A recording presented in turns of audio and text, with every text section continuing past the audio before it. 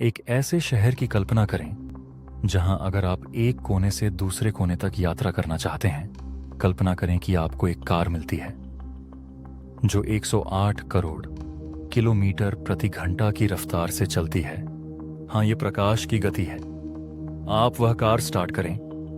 क्या आप कल्पना कर सकते हैं शहर के दूसरे कोने तक पहुंचने के लिए आपको कितने समय तक गाड़ी चलानी होगी? आपको 8 लाख साल तक कार चलानी होगी। जी हाँ, ये शहर है, हमारी आकाश गंगा, मिल्की वे। लेकिन रुकिए, चीजें यहीं खत्म नहीं होती। हमारी आकाश गंगा ब्रह्मांड महासागर में बस एक छोटी सी बूंद है। हमारी आकाश गंगा में 200 अरब तारे हैं, जबकि पूरे अवलोकन योग्य ब्रह्मांड में 2 ट्रिलियन से अधिक ऐसी आकाश गंगाएं हैं जिनमें से प्रत्येक अरबों तारों से भरी हुई है। यदि प्रत्येक आकाशगंगा रेत का एक कण होती तो ब्रह्मांड पूरे समुद्र तटों को भर देता।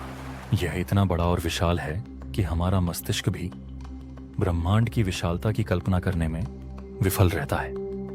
अब अगर मैं आपसे कहूं कि इस बात की कितनी संभावना है कि हमारे जैसा जीवन ब्रह्मांड में मौजूद है, जाहिर है इसकी संभावना बहुत अधिक है। अगर कोई इसे शून्य कहता है तो शायद वह पृथ्वी पर सबसे अहंकारी व्यक्ति है। तो यदि उनके अस्तित्व की संभावना इतनी अधिक है तो हर कोई कहाँ है? उनके अस्तित्व का कोई ठोस प्रमाण क्यों नहीं है? वे हमसे संपर्क क्यों नहीं करते? और इसे ही फर्मी विरोधाभास कहा जाता है। जैसे कि अगर मैं आपसे कहूं कि आज बारिश होने की प्रबल संभावना है, लेकिन ना आसमां में बादल है, ना हवा में नमी है, सूरज पूरे जोर से चमक रहा है, तो आप कहेंगे बारिश के सबूत तो दिख नहीं रहे। किसी घटना के घटित होने की उच्च संभावना और उसके घटित होने के प्रमाण के बीच यह बेमेल या विरोधाभास ही फर्मी विरोधाभास कहलाता है। यह नाम एक इतालवी भौतिक विज्ञानी एनरिको फर्मी के नाम पर रखा गया। हाँ, इस वीडियो में हम वैज्ञानिकों द्वारा दी गई शीर्ष परिकल्पनाओं और तर्कों को जानेंगे कि वे अभी तक क्यों नहीं आए हैं या फिर वे जल्द ही आ रहे हैं। पहला, एलियन। जीवन यहां पहले से ही है, पर इसे छुपाया जा रहा। अहम में से अधिकांश लोग मानते हैं कि यूएफओ, अज्ञात उड़ने वाली वस्तुएं, एलियंस द्वारा संचालित अंतरिक्ष यान हैं। यह संभव है कि नासा सकारात्मक पहचान की रिपोर्ट नहीं कर रहा है या सरकारें जानकारी छुपा रही। संभवतः देश अधिक सैन्य शक्ति प्राप्त करने या आर्थिक उन्नति के लिए इस बेहतर तकनीक का उपयोग करना चाहते हैं बिना किसी को बताए। अमेरिका के एरिया 51 जैसे अति गुप्त प्रतिष्ठानों पर इस तरह के आरोप लगते रहते हैं कि उनके पास एलियंस हैं और वे एलियंस की मदद से बहुत उन्नत तकनीकों का निर्माण कर रहे हैं। हालांकि बहुत सारे वैज्ञानिकों का यह भी मानना है कि यह गलत है।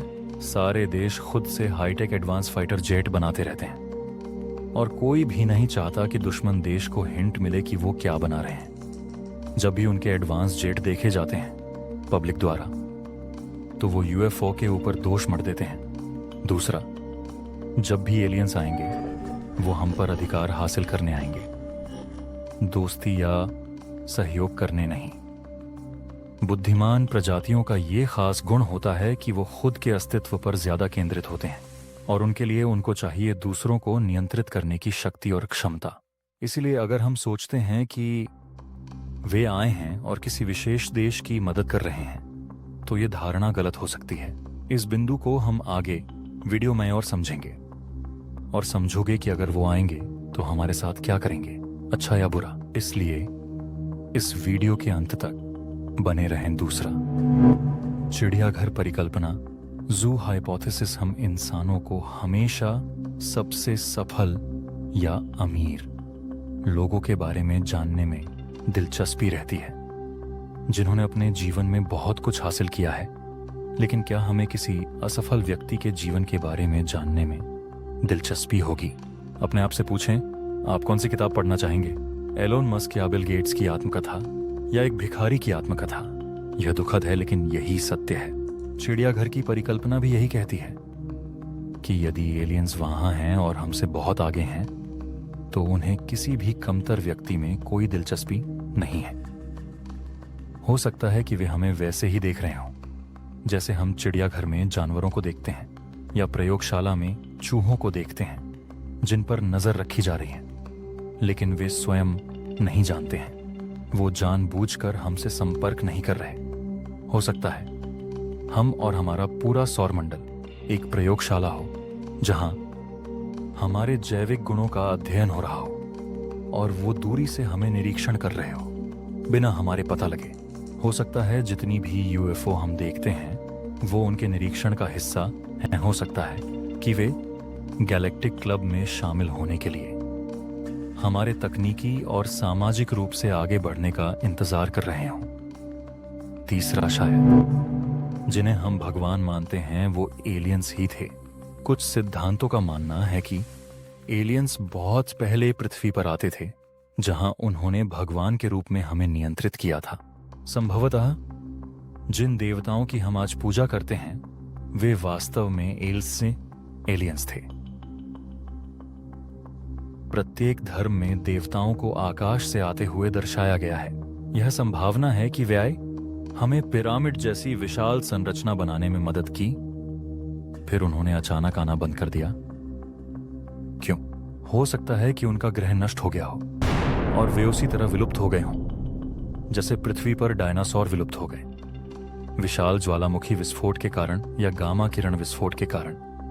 हम जानते हैं कि पृथ्वी ने कई बार अपना जीवन खुद ही नष्ट किया है। ऐसा हो सकता है कि ऐसी विलुप्त होने की घटनाएं पूरे ब्रह्मांड में आम हैं और समय समय पर बुद्धिमान जीवन को नष्ट कर देती हैं। चौथा, स्वयं को और दूसरों को नष्ट करना बुद्धिमान जीवन का स्वभाव है। आज हमारे पास इतने परमाणु बम हैं कि अकेले ही पृथ्वी पर जीवन को नष्ट कर सकते हैं। एआई के खतरे को हर कोई जानता है। खतरनाक वायरस का विकास और उन्हें जैव हथियारों में बदलना खुद को नष्ट करने के लिए काफी है। बुद्धिमान प्रजाति जीवन पर हावी होना चाहती है। मान लीजिए कि हमने ऐसी तकनीक विकसित कर ली है जो हमें मंगल ग्रह पर रहने में सक्षम बनाती है, तो जो कोई भी इस तकनीक को विकसित करेगा वह दूसरे देशों के निशाने पर होगा और वर्चस्व के लिए ऐसा संघर्ष पूर्ण विनाश का कारण बन सकता है। एंथ्रोपिक सिद्धांत कहता है कि अंतरतारकीय यात्रा को प्राप्त करने वाला पहला जीवन रूप प्रतिस्पर्धियों को उत्पन्न होने से रोकने की हर संभव कोशिश करेगा। संभावना ये है कि किसी बुद्धिमान जीवन ने पृथ्वी पर पहुंचने से पहले ही खुद को नष्ट कर लिया हो। पांचवा, वाटर वर्ल्ड हाइपोथेसिस, जल विश्व परिकल्पना। शायद इस गैलेक्सी के मुखिया हम ही हैं। इस परिकल्पना के अनुसार अन्य ग्रहों पर भी बुद्धिमान जीवन है, लेकिन वे सभी पानी के अंदर हैं। वैज्ञानिक डेविड ब्रिन के अनुसार यह पता चला है कि हमारी पृथ्वी गोल्डीलॉक्स क्षेत्र यानी ब्रह्मांड के ऐसे एक क्षेत्र जहां पानी और जीवन होने की संभावना सबसे अधिक होती है के बिल्कुल अंदरूनी किनारे पर स्थित है। ऐसा हो सकता है कि क्योंकि हम अपने सूर्य के बहुत करीब हैं, हमारे पास असामान्य रूप से ऑक्सीजन है। समुद्र और जमीन का आदर्श संयोजन है। ऐसी स्थिति में हमारे जैसे प्राणियों का विकास हाथों और आग और सभी चीजों के साथ तो इस तरह की चीज आकाश गंगा में दुर्लभ हो सकती है। जब हम स्टारशिप बनाते हैं और वहां जाते हैं तो शायद हमें बहुत सारे जीवन संसार मिलेंगे, लेकिन वे सभी समुद्र में हैं। वहां बुद्धिमान जीवन रूप हैं, लेकिन वे सभी डॉल्फिन, व्हेल, स्क्विड हैं जो कभी भी अपने स्वयं के स्टारशिप का निर्माण नहीं कर सकते। ये हमारे लिए एक आदर्श ब्रह्मांड है, क्योंकि कोई भी हमारा बॉस नहीं होगा। स्टार ट्रैक के यात्री हम ही होंगे और इस यूनिवर्स की पुलिस भी। ये बात सुनकर मुझे तो अच्छा लगा। और आपको? ये भी एक थ्योरी है कि एलियंस को वास्तव में हमसे मिलने की इच्छा ही नहीं है। वे जहां हैं वहीं खुश हैं, भले ही हमारी तकनीक से कहीं अधिक उन्नत तकनीक वाले जीवन रूप अस्तित्व में हों, उन्हें संपर्क बनाना हो। वहां मौजूद कोई भी एलियन हम पृथ्वीवासियों के प्रति उदासीन हो सकता है, और हो सकता है कि वे व्यक्तिगत रूप से जाने के लिए हजारों वर्षों तक तारों के बीच यात्रा करने के विचार के प्रति अधिक उत्सुक न हो। वैसे भी उनका आना कोई अच्छी खबर लाएगा, इसकी संभावना लगभग शून्य ही है। जैसा कि हम जानते हैं कि ये बुद्धिमान प्रजाति का एक स्वभाव होता है कि हम दूसरे कामजोर प्रजाति का शोषण करते हैं। खुद मानव का इतिहास इस प्रकार के शोषण के उदाहरणों से भरा पड़ा है। अगर वो अभी तक नहीं आए हैं तो हमें तो खुश ही होना चाहिए। आपका क्या सोचना है? आप यहां दिए गए 5 लॉजिक में से किसको मानते हैं? या फिर आपके पास कोई और थ्योरी है तो हमें कमेंट बॉक्स में जरूर बताएं। और हाँ, ऐसी बहुत सारी रोचक जानकारी के लिए इस चैनल साइके एंड साइंस को सब्सक्राइब करना ना भूलें। Thanks for watching.